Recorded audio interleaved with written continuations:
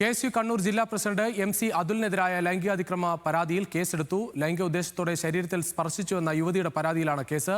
വിവാഹ വാഗ്ദാനം നൽകി പണം വാങ്ങി വഞ്ചിച്ചുവെന്നും പരാതിയിൽ പറയുന്നു. നിഖിൽ അളവൂർ ചേരുകയാണ് കൂടുതൽ വിവരങ്ങളുമായി കണ്ണൂരിൽ നിന്ന്. നിഖിൽ, എന്താണ് കേസിന്റെ കൂടുതൽ വിശദാംശങ്ങൾ?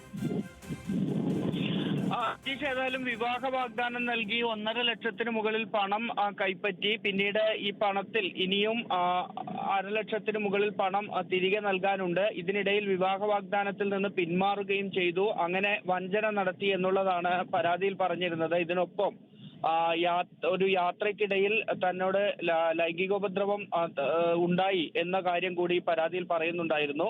ഇക്കാര്യങ്ങൾ പരിഗണിച്ചാണ് കണ്ണൂർ വനിതാ പോലീസ് MC അതുലിനെതിരെ കേസെടുത്തിരിക്കുന്നത്. ശരി നിഖിൽ.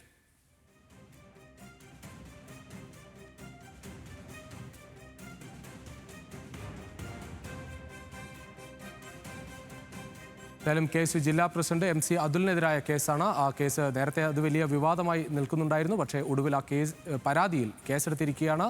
ലൈംഗിക ഉദ്ദേശത്തോടെ ശരീരത്തിൽ സ്പർശിച്ചു എന്ന യുവതിയുടെ പരാതിയിലാണ് ഇപ്പോൾ കേസെടുത്തിരിക്കുന്നത്.